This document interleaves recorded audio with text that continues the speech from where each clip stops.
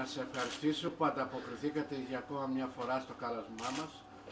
Η κίνηση πολιτών πρώτα η πόλη μας σήμερα δίνει τη δεύτερη της συνέντευξη, έρχεται για δεύτερη φορά σε επαφή με τους πολίτες, με τους Θεσσαλονικείς, για να τονίσει ουσιαστικά την παρουσία της μέσα στο χρονικό διάστημα αυτό από την περασμένη εβδομάδα που ξεκινήσαμε τις δράσεις μας. Καταθέσαμε την περασμένη Πέμπτη την πρότασή μας στο πρόσωπο του εκπροσώπου της παράταξής μας, της κίνησής μας, του Πάβη του Μπαρμπουνάκη, και θέλουμε να δώσουμε το στίγμα ότι σε δύο επίπεδα. Πρώτον, ότι ο πλουραλισμός, η τοπική αυτοδιοίκηση έχει τα βασικότερα χαρακτηριστικά μιας δημοκρατικής διακυβέρνησης των Δήμων.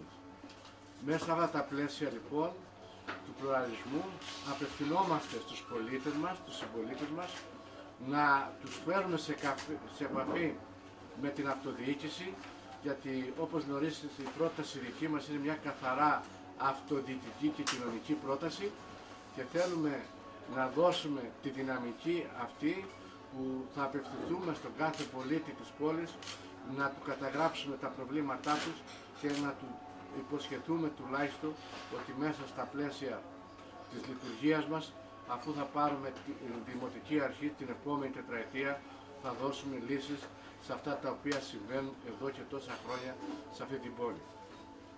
Αυτή η πρόταση έχει τρεις άξονες. Έχει τον άξονα πρώτα τον περιβαλλοντολογικό, της καθημερινής λειτουργίας της πόλης, μέσα από τα προβλήματά της, δηλαδή το κυκλοφοριακό, το πάρκινγκ, για την διαβίωση την καθημερινή των συμπολιτών μας. Ο δεύτερος άξονας είναι η ανεργία, το οικονομικό και το εμπορικό πλαίσιο της λειτουργίας αυτής της πόλης, που μέχρι σήμερα μπορούσαμε και στηριζόμασταν εκεί όλοι οι Θεσσαλονικείς, αλλά δυστυχώς δεν υπάρχει, και εκεί πρέπει να τονίσουμε ότι μπορούμε να ξαναδούμε με μια άλλη ματιά ως τοπική αυτοδιοίκηση την ανάπτυξη αυτών των δεδομένων. Και άλλωστε το γνωρίζετε ότι από την προηγούμενη τετραετία είχαμε καταθέσει συγκεκριμένες προτάσεις για να μπορέσουμε να αναπτυχθεί και να ανέβει οικονομικά το ιστορικό κέντρο. Οι προτάσεις μας ήταν σαφέστατες σε σχέση με την επιδότηση του κεντρικού Δήμου στα πλαίσια και στα όρια τα διοικητικά του, ότι να επιδοτεί τις αγορές από τα καταστήματα για συγκεκριμένο ποσοστό. Είχαμε πει μάλιστα για τα άτομα με ειδικές ανάγκες, για τους συνταξιούχους, είχαμε πει για τους χαμηλόμισθους, που μέσα σε αυτά τα πλαίσια υπολογίζαμε ότι το κόστος αυτό της κοινωνικής πολιτικής του κεντρικού Δήμου έφτανε περίπου 6 εκατομμύρια ευρώ. Και είχαμε πει χαρακτηριστικά ότι τα 6 εκατομμύρια ευρώ μπορούν να καλυφθούν από τη λειτουργία του Δήμου σε ετήσιο επίπεδο, μια που όπως γνωρίζετε το προϋπολογισμός του Δήμου είναι 327 εκατομμύρια ευρώ. Και θέλω επίσης να πάω στο τρίτο σκέλος. Το τρίτο σκέλος έχει να κάνει με την ανάπτυξη της πόλης, με τις υποδομές της και με τις επενδύσεις της. Οι επενδύσεις σε αυτή την πόλη εδώ και μια 20ετία δεν υπάρχουν. Ο περίφημος αναπτυξιακός νόμος το 2004 άλλαξε την κατηγορία και από την τρίτη κατηγορία μας πήγε στην Α, όπως η Αττική και η Βιωτία, και είδατε ότι τα τελευταία 5 χρόνια δεν έγινε καμία επένδυση στη Θεσσαλονίκη στην ευρύτερη περιοχή. Πρέπει να σχεδιάσουμε και να επανασχεδιάσουμε την πόλη σε σχέση με τις υποδομές, με το κυκλοφοριακό και με τα πάρκινγκ. Από τη δεκαετία του 80 είχαμε μιλήσει για τα 6 περικεντρικά, όπως τα λέγαμε τότε, πάρκινγκ, που θα ξεκινούσαν από το Βασιλικό Θέατρο, το στρατόπεδο της Ρογιάννη, το Χημείο, την παλιά Αγορά, στα δικαστήρια, στην Πλατεία Ελευθερίας, αλλά κανένα έργο δεν έγινε σε σχέση με το πάρκινγκ, και αυτό χρεώνεται αρνητικά στην παρελθούσα διοίκηση του Δήμου Θεσσαλονίκης. Γιατί πιστεύουμε ότι αν δεν φτιάξουμε ένα λειτουργικό κέντρο ένα κέντρο το οποίο θα μπορεί να έχει προσπέλαση ο κάθε πολίτης και δεν είναι δυνατόν να λειτουργήσει το ιστορικό κέντρο και το πολεοδομικό συγκρότημα της Θεσσαλονίκης, ιδιαίτερα τώρα που άρχισε να λειτουργεί η Εγνατία Οδό και το βλέπουμε ιδιαίτερα τα Σαββατοκύριακα που πάρα πολλοί βορειοελλαδίτες έρχονται στη Θεσσαλονίκη να δώσουν το στίγμα τους, να δώσουν την παρουσία τους στην αγορά, μια που πλέον οι αποστάσεις έγιναν μικρές, και να πούμε ότι δεν μπορούμε να τους ικανοποιήσουμε, δεν μπορούμε να τους δώσουμε εκείνη τη δυναμική αν πλέον δεν έχουμε να πούμε ότι πρέπει να δώσουμε νέες προτάσεις,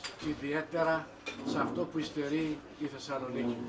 Υστερεί σημαντικά η Θεσσαλονίκη μας στον τουρισμό. Έγινε μία προσπάθεια, αλλά δυστυχώς απέτυχε, με ένα φορέα που ξεκίνησε η Νομαρχία και συμμετείχαν οι φορείς της πόλης, τα επιμελητήρια, ο κεντρικός δήμος, με πρόεδρο τον ίδιο τον Νομάρχη.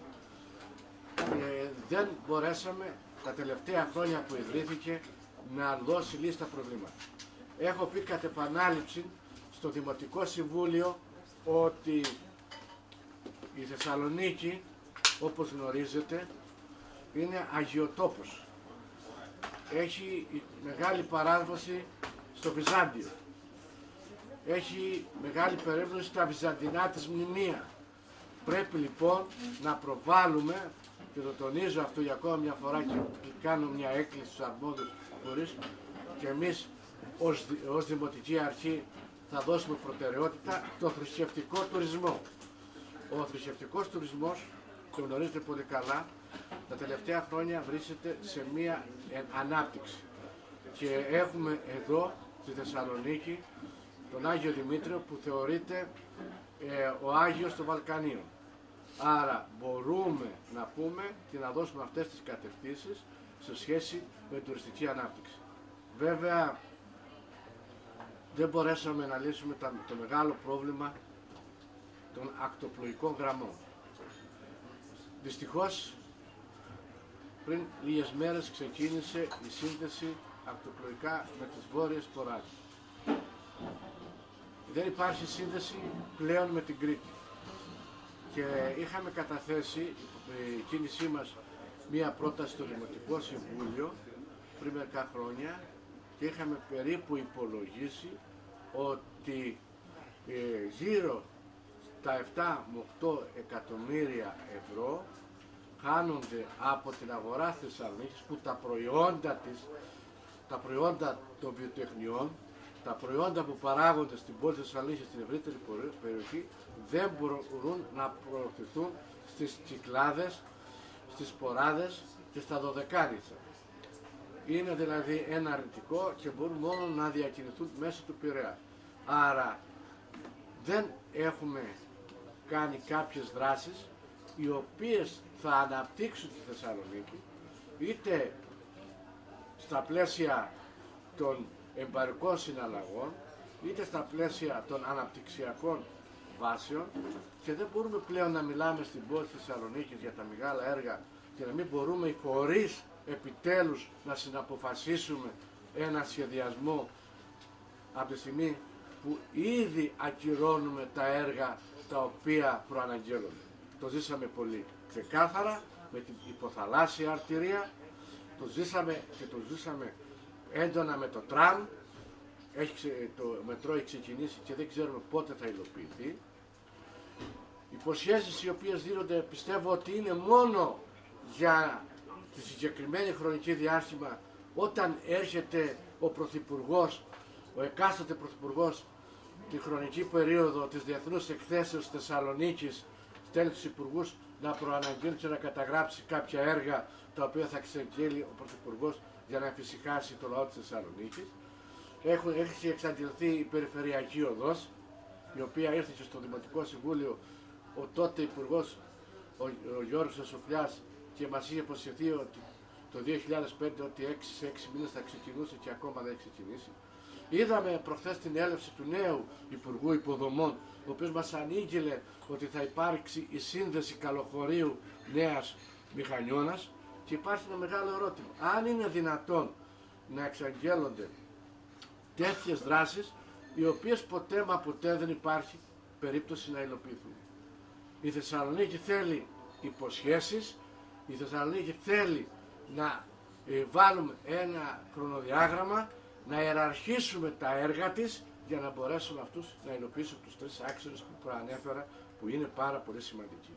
Εμείς ήδη ξεκινάμε από την Παρασκευή της δράσης μας, σε επαφές μας, και θέλουμε να έρθουμε σε επαφή με τους Θεσσαλονικούς. Γι' αυτό πάμε στην θερινή Θεσσαλονίκη, εκεί που διαβούν οι Θεσσαλονίκοι, Παραθήναλος δηλαδή. Ξεκινάμε την Παρασκευή με πρώτη μας συνάντηση τον Δήμαρχο της Νέας Τρίγλιας, στα δυτικά του όρια που είναι τα πλάγια και η περιοχή συγκεκριμένη εκεί παραθαλάσσια.